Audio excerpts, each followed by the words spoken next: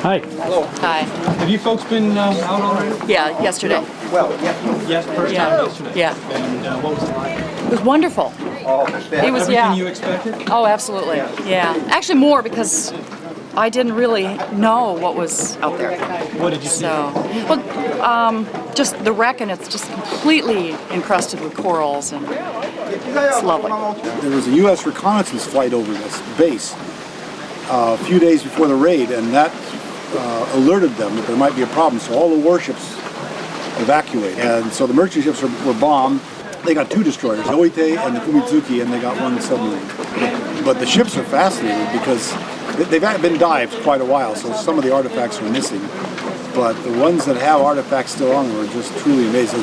Like what kind of artifact? Tank on one ship, small Japanese battle tank, periscopes in another, torpedoes, shells for the 2 largest Japanese battleships, the Yamato and the Musashi. Those were those huge battleships that the 18-inch shells. 18-inch shells. There was one merchant ship that was carrying those. We saw Zeros, parts for Zeros. We dove a Zero. We dove a Betty bomber. Are you getting inside these things too? Yes, you can penetrate some of them. It must be exciting. And we got pictures inside a Betty bomber where people would fly in through the fuselage, head up through the canopy, and take some shots. You can go in the engine room in some of them. You could actually see into the submarine, but they didn't want us to penetrate it too much. The destroyer, the Fumitsuki, there is no penetration allowed. You probably could do it, but for safety reasons, they basically say don't. Although if you really wanted to, they really won't. They don't stop you. Right. But and sake bottles everywhere. Sake bottles everywhere. Every ship. Well, I think they've been placed. Think so? Yeah, I think a lot of that has. Yeah. But sake bottles haven't changed in Japan. The shape haven't changed in probably 100 years. It's a wonderful place to dive. It's different. You don't usually find so many wrecks in such a small area. Normally when you dive, there'll be a wreck somewhere. And usually it's a merchant ship that was sunk in a storm or something like that. But not war stuff. Not war stuff. So this accentuates all that. Oh, absolutely. And this place is so historical in nature. Yes. And it's concentrated. These islands have been conquered by the Japanese. This used to be a runway here. They took us over to another island for lunch called Eiten that was actually an artificial aircraft carrier. Right. And that was fascinating to have lunch on. But they tore up the runway for some reason and planted palm trees.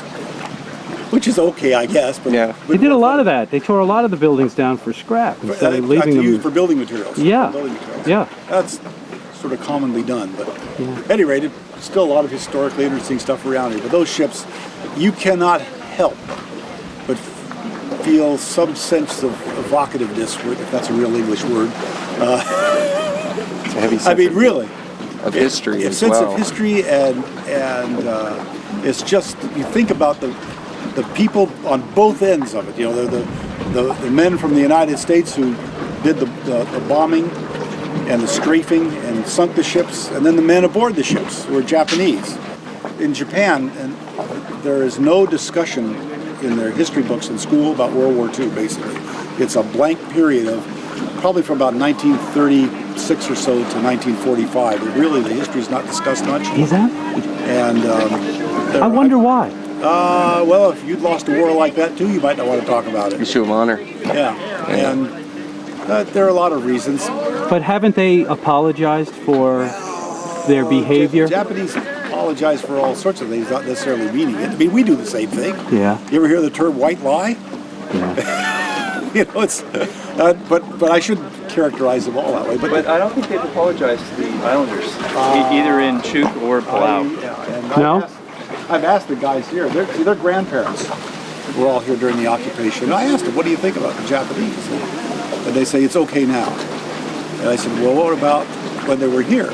And one fellow said, well, my parents lived in caves. They were afraid to come out because if they came out and the Japanese found them, they'd make them work for nothing. And so they have, it's like anything, for goodness sake. The wars don't breed friends usually.